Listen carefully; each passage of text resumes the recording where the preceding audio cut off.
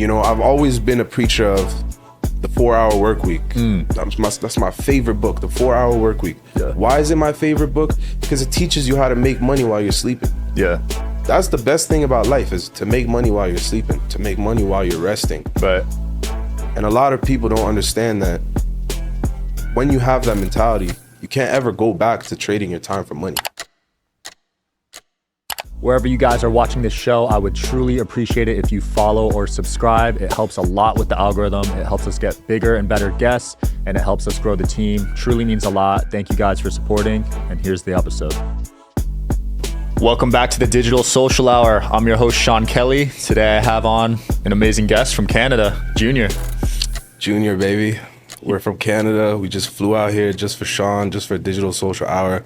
Thank you, man. Thank you for having me. I'm blessed. You brought me some Canadian maple syrup and some Canadian treats. I'm excited to try those. Thank you. Sir. Every household should have some maple syrup. Hell yeah. It's one Canadian motto. You should have maple syrup in your house, whether it's a shot that you're taking or putting on your pancakes. Wait, people take shots of it? Yeah, man. People take shots of maple syrup in Canada just to wake up, Instead of hitting the sauna or cold tub, you take a shot of maple syrup and you start your day, bro. You start chopping wood. Damn. So you haven't been on many pods. So for people that don't know you, tell them your story. Absolutely. So I think this is my 3rd or 4th podcast. The reason I'm not online much is because I'm in the crypto space. And, one thing I do value is privacy. A lot of times, people, they post themselves way too much online, or they talk way too much online.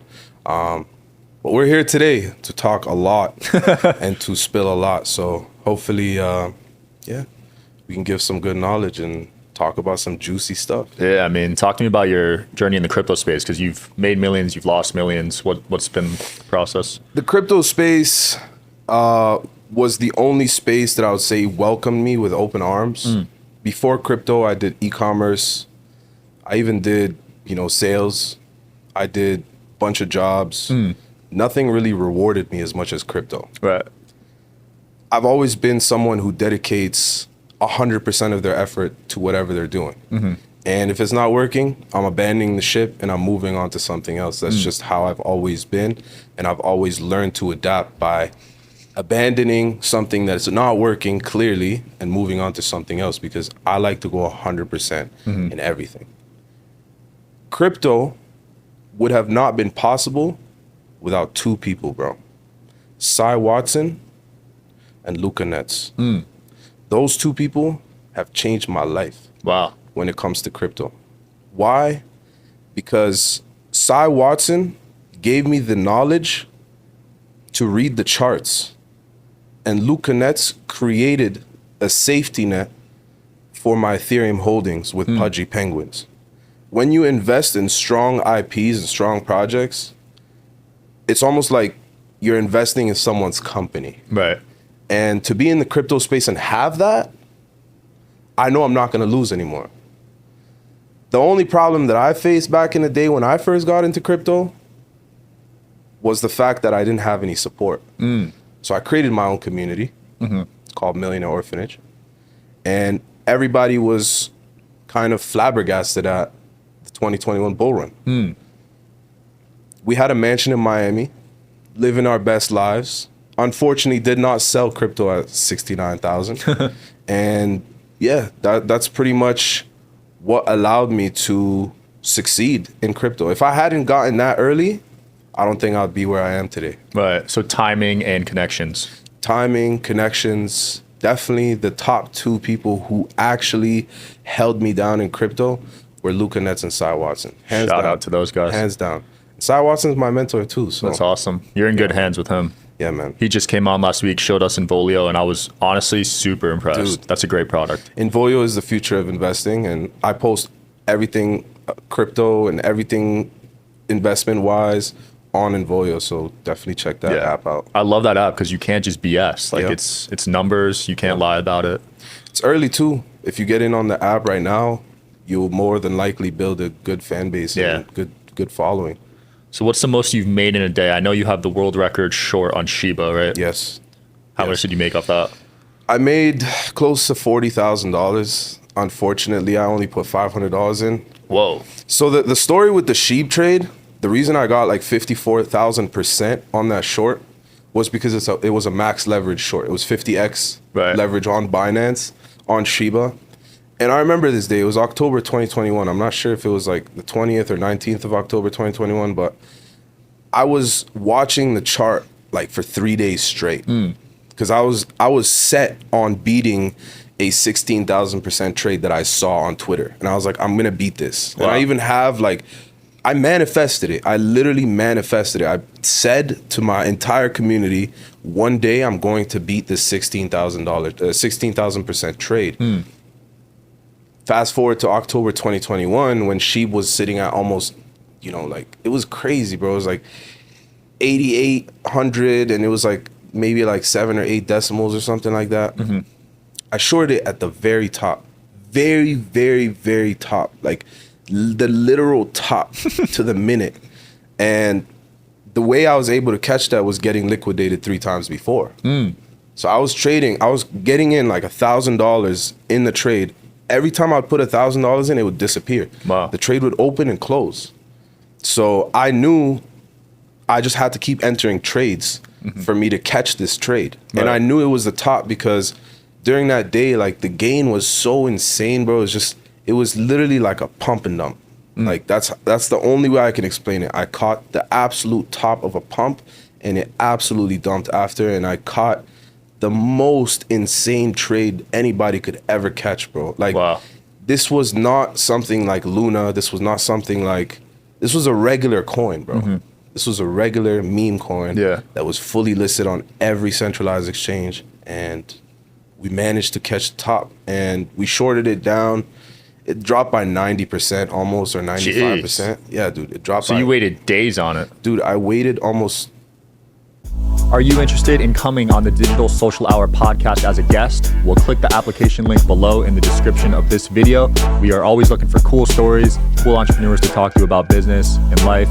Click the application link below, and here's the episode, guys. Like 6 months or Months. Yeah, almost. Oh, yeah. shit. Binance actually force closed my position Why? just because they were like moving out of Ontario. Oh. So my trade, I just had screenshots of the P&L at like 54,000, but they actually force close it. I never closed my position by myself. Dang. So it would have been even more. It would have been even more. Yeah. That's crazy. That's the crazy part is right now, a lot of centralized exchanges are hurting people when it comes to trading. Yeah, And that's they why I just- don't trade anymore. They shut down the US ones now, Binance. Yeah, it's scary times. I retired futures after that trade. Really? Yeah, I stopped trading It's with too leverage. risky, right? It's too risky. It's too time consuming. I've always been a preacher of the 4-hour work week. That's my favorite book, the 4-hour work week. Yeah. Why is it my favorite book? Because it teaches you how to make money while you're sleeping. Yeah. That's the best thing about life, is to make money while you're sleeping, to make money while you're resting. Right. And a lot of people don't understand that when you have that mentality, you can't ever go back to trading your time for money. Right. A lot of people do trade their time for money. So what's your advice to get out of that? Read the 4-hour work week book. Understand why people are making more money than you by working less. Look at their habits. Look at how much they've compounded over time. Because a lot of people might see me today and be like, oh, wow, Jvnior is very successful. I wonder how he made it. I wonder if it was overnight. It was since I was 16 years old, I've been taking a risk. I moved out of my house. I went to boarding school when I was 17, and I had nobody to support me. And I've had many nights where I've cried, many nights where I've punched the walls in, many nights where I've called people and, asked them for help, and nobody helped. That's the reality of the world, is you can't ask for anybody for help. You just have to figure out a way. And through education and through community, I mentor a lot of people today. I mentor 192 students right now actively. And what I teach them is to not trade your time for money. Don't trade your time for money. Unless you don't have, your first 100,000 saved up, then I would trade my time for money. Get a sales job. That's the only job I would get. Get a sales job, grind it out for a few months, save up your 100 grand, and stop trading your time for money. When you stop trading your time for money, though, your whole lifestyle has to change. You can't be spending your time around people who are waiting on a paycheck. You can't spend your time around people who are trading their time for money. Otherwise, you're always going to feel like you need to trade your time to make money. Right. But that's not the reality. It's never been the reality. You know, I probably work the least out of all my friends. But I'm arguably the wealthiest. Why? Not because I work a lot, not because I work really hard. It's because I've educated myself enough to realize that trading your time is not the only way to make money. So that's how I look at it. And at the end of the day, everyone has what they're good at. I'm good at not trading time for money. Yeah. I'm good at making money without needing to trade my time. And for example, you know, when you look at crypto, if you're holding enough crypto and it's being staked, right? Let's say you started staking Ethereum today. What you'll get from it is passive money, right? So even in the simplest of investments, when it comes to just parking your money, you can still make money while you're sleeping. Right. So even at the very most basic level, there are ways for you to do that and start to build income streams that don't require you to trade your time. Obviously, you're not going to get here without initially trading your time for money. Like, right. I didn't just appear on earth and say, I'm not going to trade my time for money. No, I worked really hard from when I was 16 to 21. But after hitting my 21, 22, I'm 24 now, I'm not trading my time for money anymore. I have a wife. I have a family. I have my parents I need to take care of, my two younger brothers. I'm not trading my time for money. My time goes to them. Right. Right? So I have to figure other ways out to make money. And that's where, you know, everything else comes. The projects, the team, the personal brand, the internet leverage. All of these things are available to us today to use to avoid trading our time to make money. And like I said, compounding is one of the most important things. If you start working today, the most important thing you need to remember always is to compound your time. Don't just work for today. Don't just work for tomorrow. Work for the next 30 years. Today's work will make your life better 30 years from now. Tomorrow until 30 years from now. That's how I think. I don't wake up and just say, I need to just work, just make money to survive today. My work must compound over the next 30 years. Otherwise, I'm not going to do it. Right. It's just a waste of time. That's how I look at things. And a lot of people just waste a lot of time. They think too short term. They think too short term. They don't have 20, 30-year plans, and they're just wasting time. They're as simple as I can put it. Anybody who's putting in work into something that is not going to compound over the next 10, 20, 30 years is wasting time.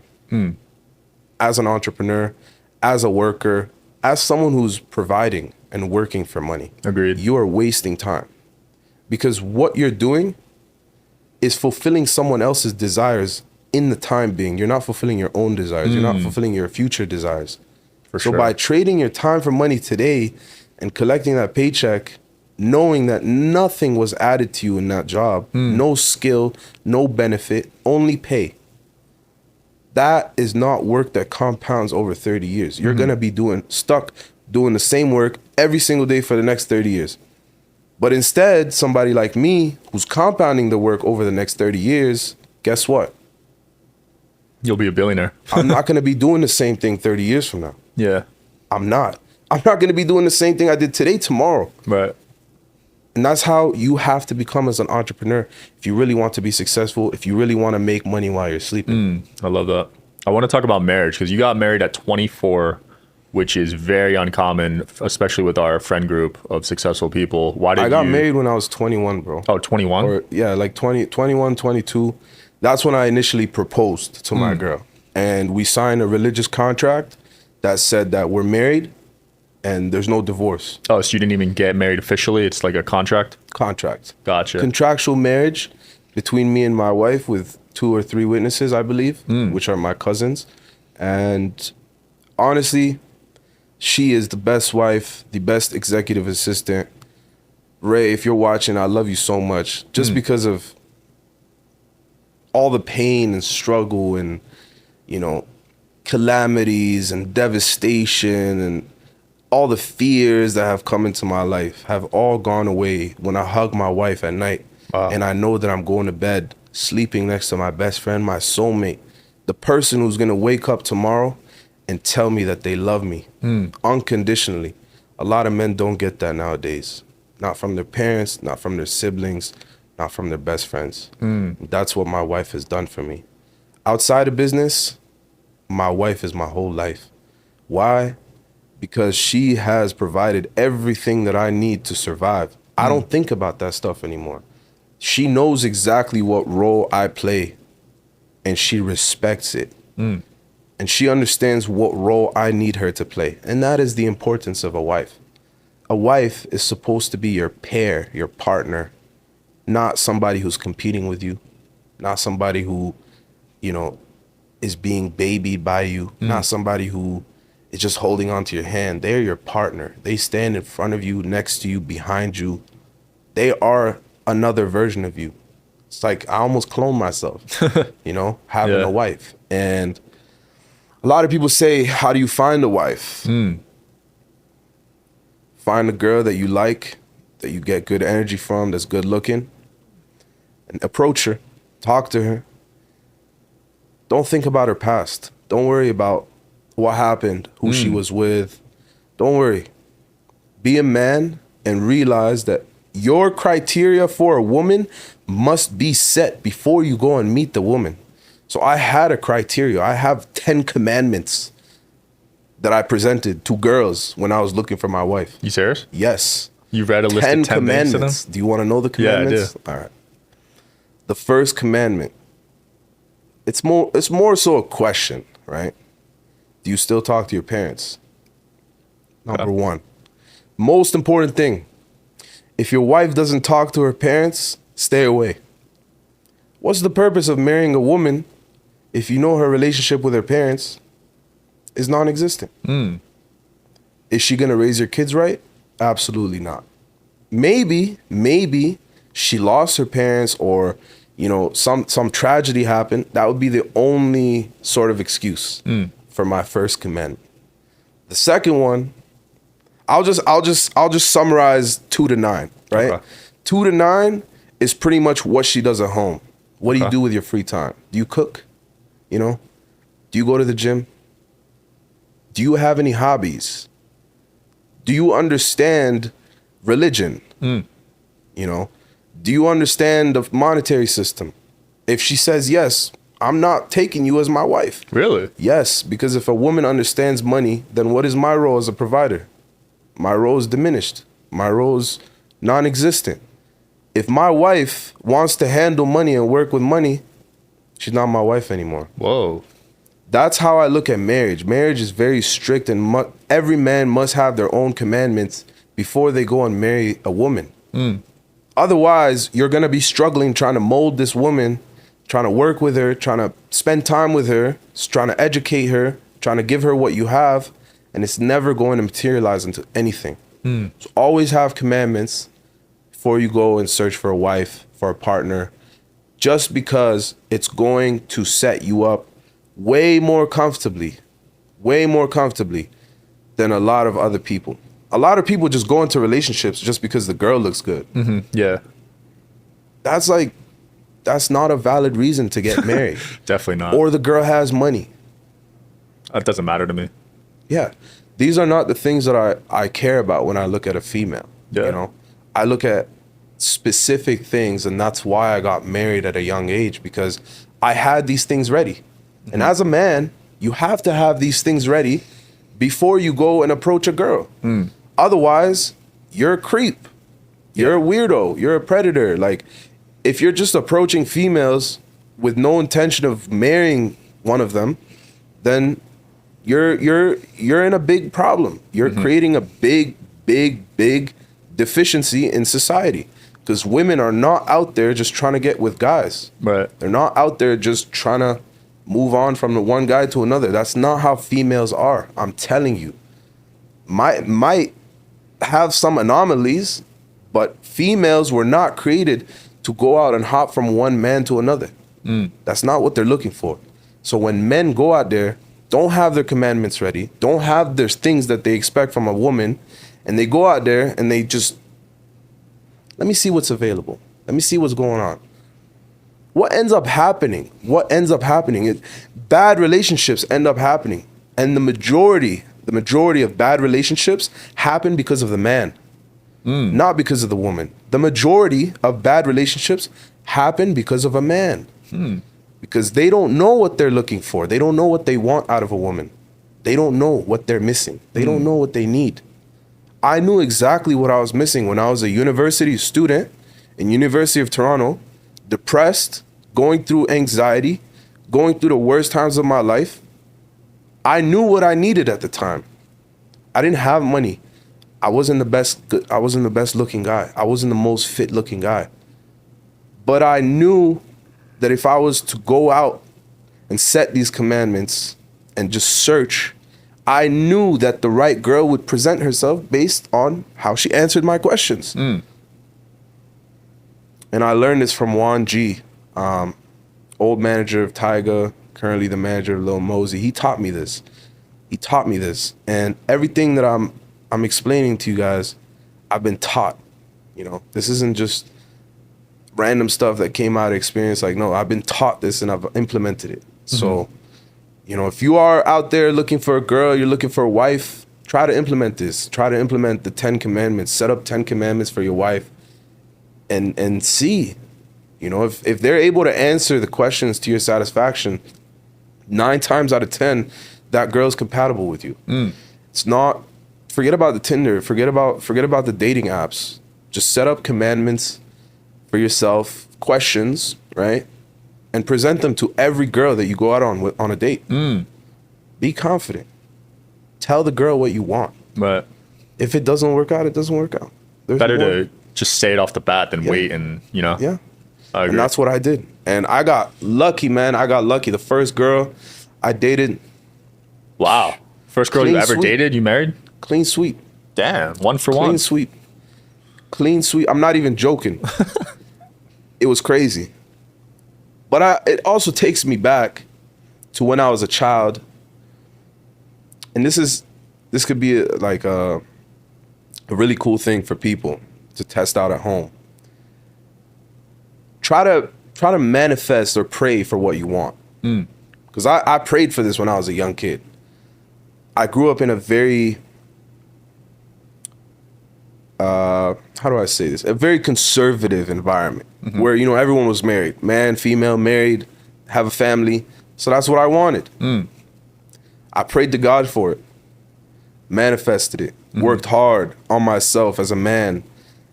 And always knew that I'm going to marry a woman someday. And it came.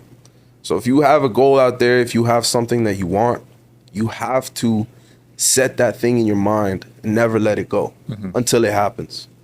And once it happens, replace it with something else. But that's how it came to me, bro. That's wild. If I didn't think of getting married when I was younger, I don't think I would have gotten married. It's just as simple as that. So you went from a depressed university student at 21 to Being married. But you were also a multimillionaire the next year.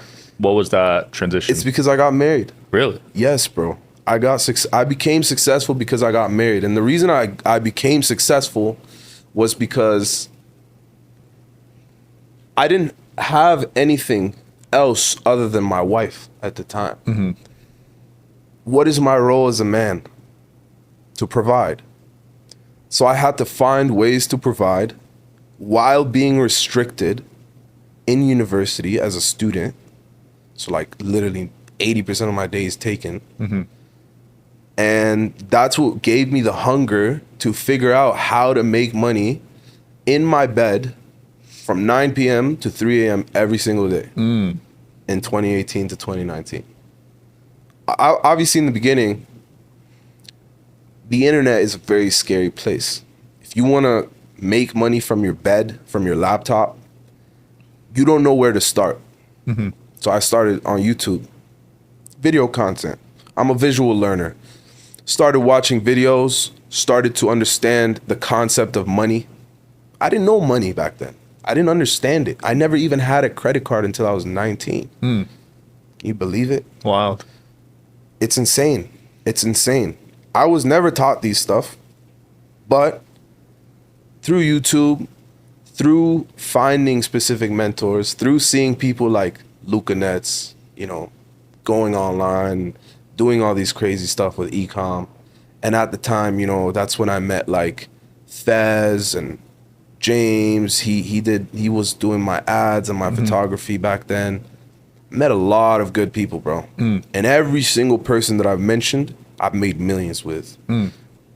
The reason that I've made millions with them is because we set our goals to make millions. When I started making money, I didn't say I want to make $10,000 a month. I'm married, bro. I need a house. I need my kids' college fund. I need, you know, food, groceries. I need a year worth of expenses. It was adding up pretty quick. I need a car, you know, all these things were adding up pretty quick. So I set my goals way higher than the regular man, than the average man. I set my goals at the very, very top. I said, I need $1 million by next year. By setting that goal, I allowed myself to evolve into a serial entrepreneur like overnight. Just because I set that goal. Now I'm trying to figure out how to make $1 million instead of how to make 10,000 at 10,000, right? Right. To get to $1 million, I had to rewire my whole mentality, my whole entire personality, my whole entire character. And I rewired it by understanding money as a system rather than a number. When you look at money, and this is what I created for my students, right? The Millionaire Orphanage, the Millionaire Program, how to make your first million, right? I teach people how to make their first million by teaching them first about mindset. Mindset is the most important thing when it comes to making money, because what thoughts come to your mind will determine what your next action is. As a human being, you need to understand how important this is, because if you're making money, you need to think right. Otherwise, your money's not going to be right. Right. So how did I think? I would think in terms of systems, right? Rather than just myself or as a person or, oh my God, $1 million is a million, 6 zeros, it's a lot. Instead of thinking like that, think systems. How much do I have to sell of a $100 product to make $1 million? How many units? 10,000 units. Okay. If I need to sell 10,000 units for $100, how can I profit enough to make $100? You figure out the cost, right? Then you figure out the cost. Then you figure out, how can I get customers? How can I get these sales? What is the cost of getting a sale? So there's not just cost, but there's a cost of getting that sale too, right? Which is marketing, advertising. Right. That is the first system that I learned that made me $1 million. The tools I used was Shopify, Facebook ads, Wix.com, and I'm pretty sure that's it. Spent $400,000 on Facebook, made about close to $3 million. Wow. One company. This was my first success, my first ever company, my first ever venture. It made me a millionaire. It changed my whole life, but it also made me a lot hungrier because I realized like the game is a joke. You know, yeah, you see people spending money outside every single day, but if you close off, you keep your mind in a locked room for a year or 2 years, and you come out into the world with $1 million, it's not impressive anymore. The world doesn't become impressive anymore because I did it, right? A lot of people think it's impossible. It's not. I'm telling you, it's not. All it takes is one idea, one concept, and one mind. That's it. At the end of the day, if you want to be rich, make your mind rich. And that's how I always thought. I would always think of the biggest, like, what is the biggest thing I can do? What is the most I can achieve? Let me go for it. You know, I wouldn't be delusional. I wouldn't say, oh, you know, when I first started playing basketball, for example, you know, we're both big basketball fans. I love basketball, bro. Props to you with Jersey Champs. I love everything you do, bro. Basketball changed my life when I was like 14 and 15 because I went from a Middle Eastern obese kid to a fit, shredded kid, right? I went Middle Eastern shredded kid, bro. Like, it even helped me with my confidence, with my accent. I speak 3 languages. Wow. I don't have an accent. Why? Well, I might have a Toronto accent. The reason I don't have an accent is because I'm confident in myself. And that confidence was instilled in me when I first started playing basketball. And the reason I mentioned basketball, and basketball is so dear and important to me in my life, is because it's the first time I ever achieved something that I thought was impossible. Dunking. Let's talk about dunking for a little bit. It's a big passion of mine. And I remember being in a high school in 2015, 2016, in Burlington, Ontario, in Canada. Very, very small town. And I was playing football and basketball. There was nothing really cool about these sports other than, you know, a tackle or a dunk. I wasn't the biggest, so I couldn't tackle some of the bigger guys on the football team. I wasn't the best catcher. So I knew if I could dunk, I would be a superstar in my school because nobody could dunk in the school. Yeah. So I worked really hard, and I joined the basketball camp, and I lost like 40 pounds, bro, as a 15-year-old. Do you know how hard it is to lose 40 pounds as a 15-year-old? Very. It's very hard, bro. 15, 16, like, those were some of the worst times of my life when it came to health because I struggled. I was running in a field every single day for 3 hours, doing ball runs every single day for 5-6 hours, dude. Drenched in sweat. I loved it. But the amount of pain that I suffered was unbearable. It was crazy. But it all paid off when I hit my first dunk. How tall are you? I'm 6'2". Nice. Yeah, bro. Not a lot of people that high can dunk. Well, one of my best friends who I met online, actually, his name is Rivera. He's born one day before me, or after me, okay? In 1997. I'm born in 1998. He's born a day after me in 1997. This guy is the world's greatest dunker right now, Isaiah Rivera. He taught me everything I know about dunking. When you look at, you know, the correlation between why I was able to do something and who I was talking to, you'll understand why I was able to achieve those things. As a mediocre guy, I'm not a special guy. I'm not someone who has superpowers. I'm not someone who's talented to the extent that, you know, success just comes to me. Everything I learned came from someone. And everything I've set for myself was what I thought was the best for me. So I always looked to get advice from people who were the best at what they do. In my opinion, not what the media is saying who's the best. What is my opinion? Who is the best in my opinion? And I would always choose them and go to them for advice before I started something, right? And that's what allowed me to be very successful in a lot of the things that I did. You know, this is one big thing that a lot of entrepreneurs don't do. They don't ask for help. They don't ask for tips. They don't sign up for these programs from people who they think is the best in their opinion at what they do. For example, if you think I'm the best at something and you think that, you haven't seen anybody around you that makes money, right? You haven't seen anybody around you that does anything or they're good at whatever, right? And you just see me, for example. I'm going to put myself as the example. Somebody sees me as an example and they're like, Jvnior knows what he's talking about. Jvnior is clearly the best at what he does. I'm not going to learn from him. All right. So you're not going to achieve what I did. You're not going to even learn how I was able to get there. And that's the problem with people, is they don't even want to learn.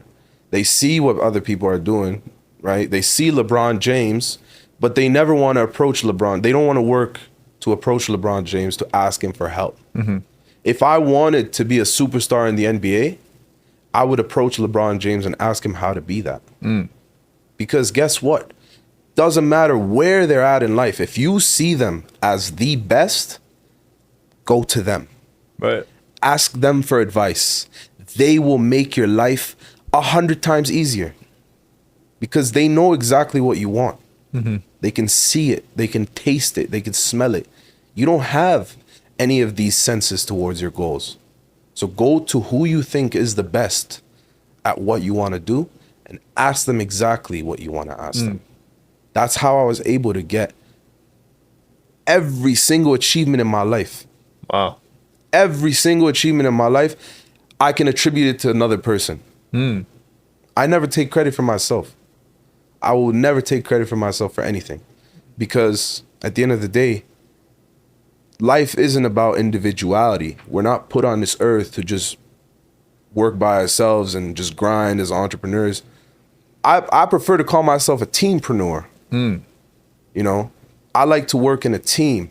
I've always had that athlete mindset. I've always had that, you know, mindset of someone who's just competitive and going to the next level. But how can I compete if I'm just going against myself? That competition is only gonna last so long. Right. So I always compete with the best because I want to be the best. It's just as simple as that. Yeah, people overthink it, man. They really do. Do you believe that we are in the Matrix right now? Absolutely, 100%. I think people can alter the reality through numbers, just understanding numbers and numerology. But here's the thing. Just like black magic is real, just like, you know, prayer is real, a lot of other things are real, and a lot of other tools in life are real.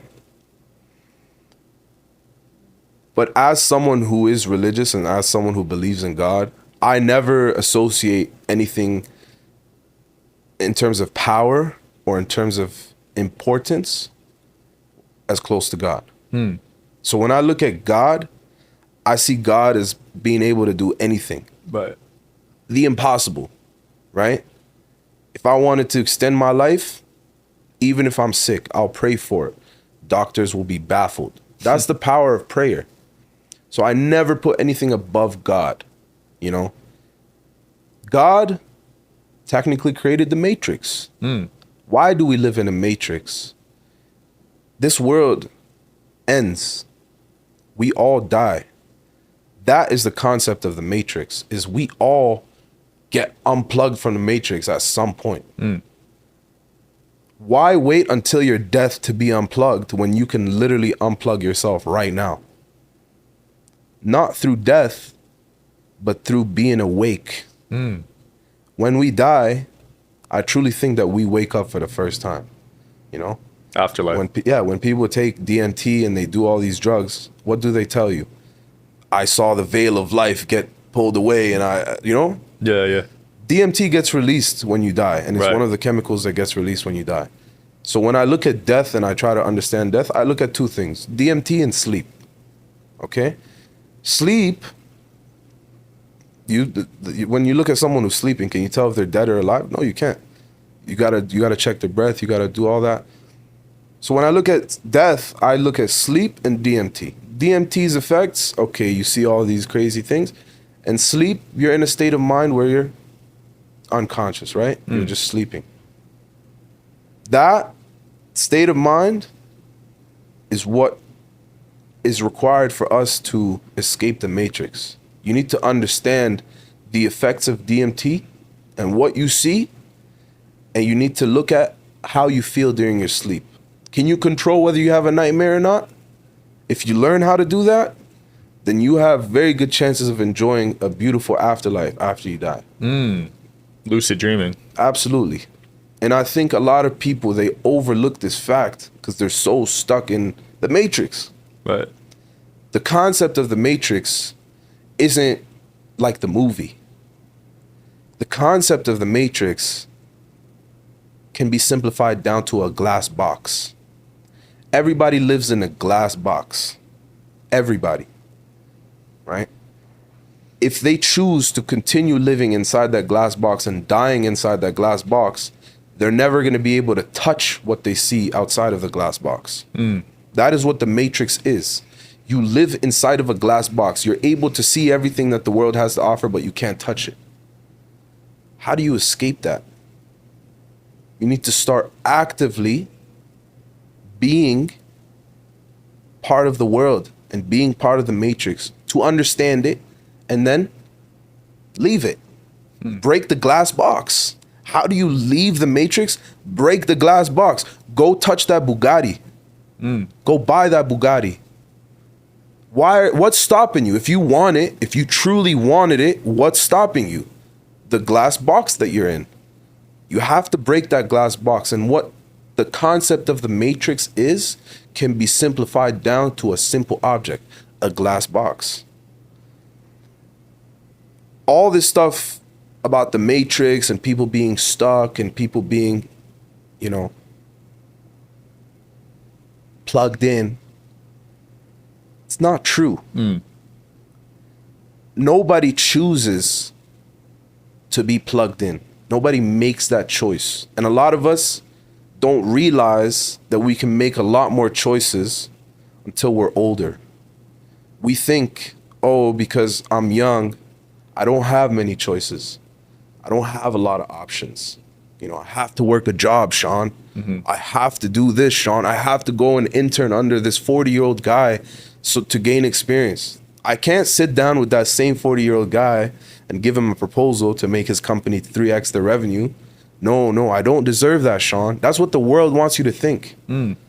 That is what the Matrix is. The Matrix lives in the mind. The world isn't a matrix. The mind is a matrix. And for you to live inside of a glass box, it's pretty stupid knowing that you can break the glass box. It's just glass. Yeah, that's a very interesting perspective. Jvnior, what's next for you and what are you working on? Man, I love to say that I'm retired. I truly 24? am. Yes, bro. I truly am retired at this point. You don't get urges to work at all? I get urges to educate people and mentor people. I get urges to seek forgiveness for all the mistakes that I've done because I'm not perfect, right? I made it to where I am today because of the risk that I took. And that risk brought on a lot of problems, a lot of, mishaps, a lot of situations, a lot of pain. But I'm grateful to be 24, to not have, a specific job, to be a mentor to almost 200 people now, to have my community of, 1,500 people that have been with me since 2020. And yeah, just being Jvnior, man, being a student of life. Because at the end of the day, all you need to do to succeed in life is to see where the world is at and just do what everyone isn't doing. It's just as simple as that. So what am I doing? I'm buying Bitcoin. I'm investing into projects that are in very early stages, but I think have the potential to take over the gaming sector or the technology sector or the solar industry. I have enough money now to be able to just move it around and just live off of that. And at the end of the day, I love traveling. I love meeting with people. I love meeting with friends. I love managing my community. And I love using AI to just learn and build new products and new services for people. Who knows? I could build the next Uber. I could be someone who builds the next, Google. Maybe in the future. But I haven't really thought about doing more just because I want to give back more before I do more. I want to give back more. I gained a lot from this world. Mostly experience and mostly knowledge, but I do want to give back a lot before I continue my journey. And that's why in 2023 I said I'm mentoring a lot of people, and I do have a wait list for my mentorship right now where people ask me on a daily basis, how can I be mentored by you? You just have to wait, man. You just have to wait for one of the stories to come up on Instagram, and you know, that's truly the way. If you want to get in touch with me through Instagram, that's cool. I always put out free game and free knowledge over there. That's the main platform that I use. And yeah, man, I might come back to music too. You never know. Little teaser there. You never know, man. Love it, man. We're gonna have to play some hoops while you're out here. Yes, sir. Let's do it. All right, guys. Thanks for tuning in. Digital Social Hour. I'll see you next time. Peace.